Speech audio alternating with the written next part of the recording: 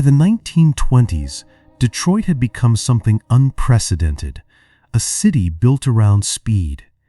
In this video, I use modern AI tools to bring historic photographs to life, allowing us to move through Detroit as it appeared in the 1920s.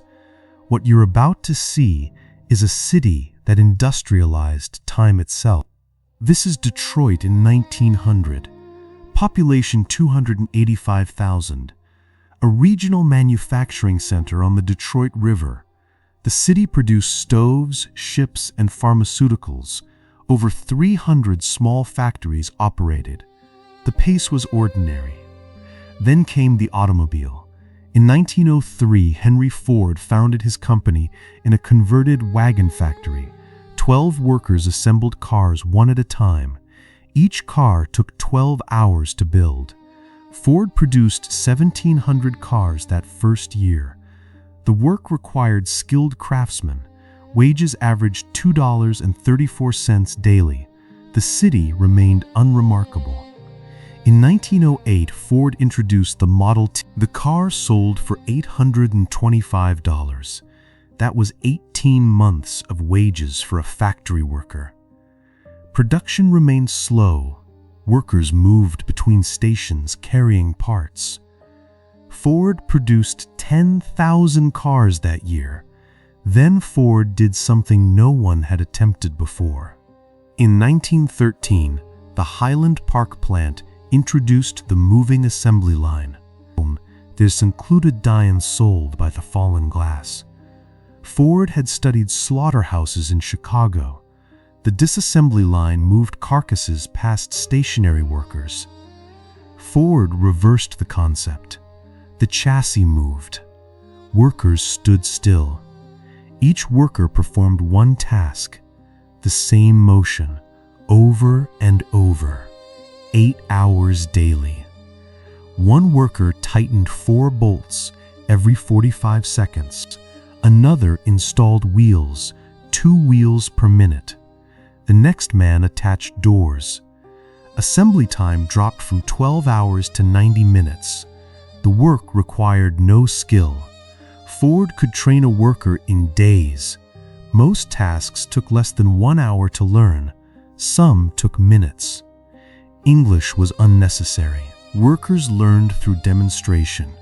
The motions spoke, but the line never stopped. If a worker fell behind, the gap remained. The next station received incomplete work. The speed was 15 feet per minute, then 30, then 60. One worker described it simply, "The line is master." Production exploded. In 1913, Ford built 170,000 cars. By 1920, the number reached 933,000. The Highland Park plant employed 68,000 workers. 3 shifts operated 24 hours daily. In 1914, Ford announced the $5 day. The previous wage was $2.34. The increase was immediate. Over 10,000 men lined up outside Highland Park the next morning. Police used fire hoses to disperse the crowd. The wage came with conditions. Ford created the sociological department. Over 150 inspectors investigated workers' homes. They checked cleanliness, they verified marriage certificates, they monitored spending habits. Workers who drank lost their bonus. Workers with dirty homes lost their bonus. Workers who sent money to immigrant relatives lost their bonus. One inspector's report stated, "Home dirty, wife does not speak English, recommend bonus suspension." The surveillance was systematic. Ford paid $5. Ford controlled how it was spent. The workforce was overwhelmingly immigrant. Over 70% were foreign-born. They came from Poland, from Italy, from Syria. The plant floor had interpreters for 20 languages. Most came from Eastern Europe. Most had never seen an automobile before working on the line. Detroit transformed. The population in 1910 was 465,000. By 1920, it reached 993,000. Over 500,000 people arrived in a decade. Most came for the $5 day. Housing couldn't keep pace. Families lived in converted warehouses. Some lived in tents. Workers shared beds in 8-hour shifts. When one shift left for the factory, another came home to sleep.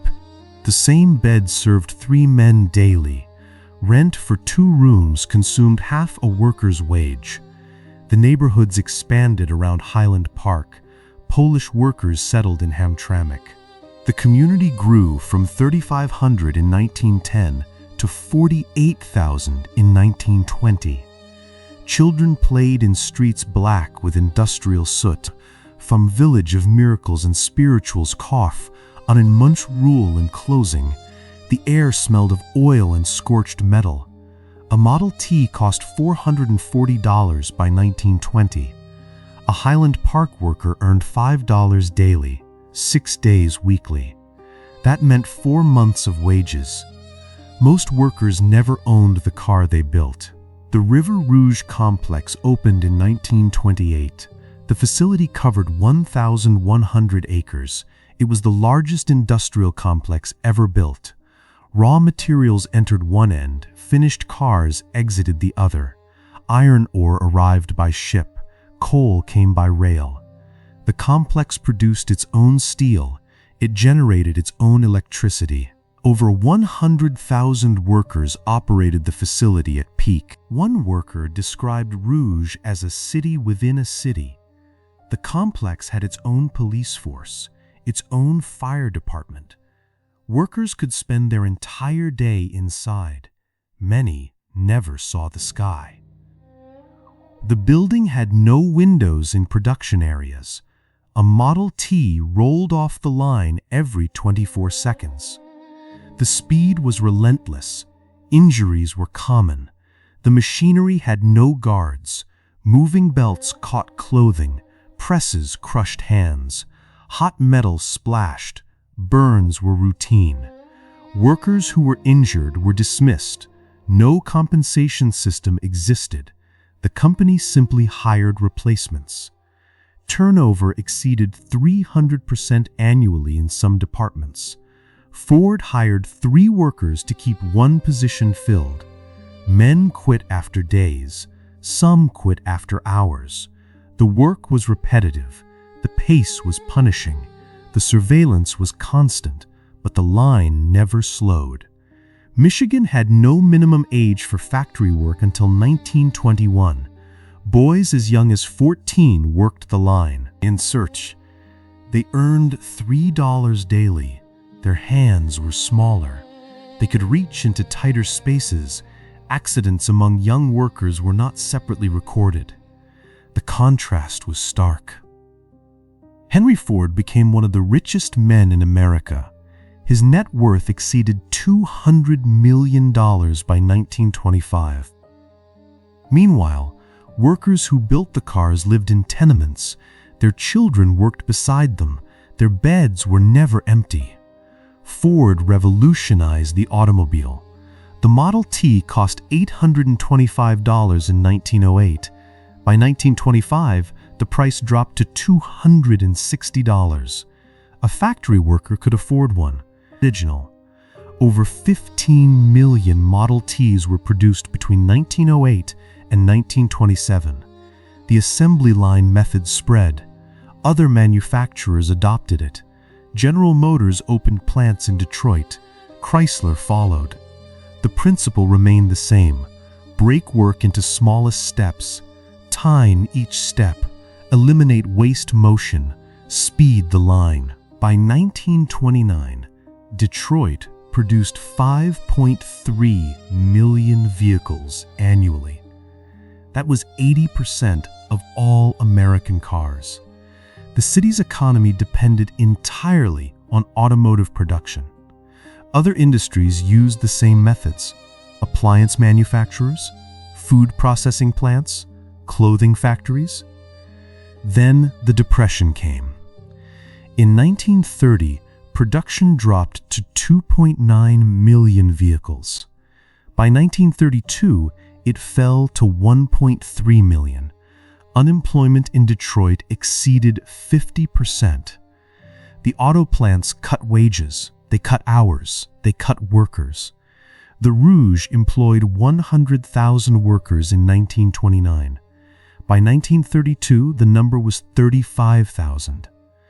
Those who remained worked reduced hours. Some worked 1 day weekly. There was no unemployment insurance. There was no welfare system. Men who had shared beds now fought for any work.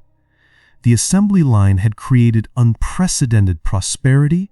It created unprecedented vulnerability. When the line stopped, the city stopped. The efficiency that made Detroit rich made it fragile. Workers who had tightened bolts for 15 years had no other skills. The motion they had perfected 10,000 times daily was worthless. The speed that built an empire disappeared overnight.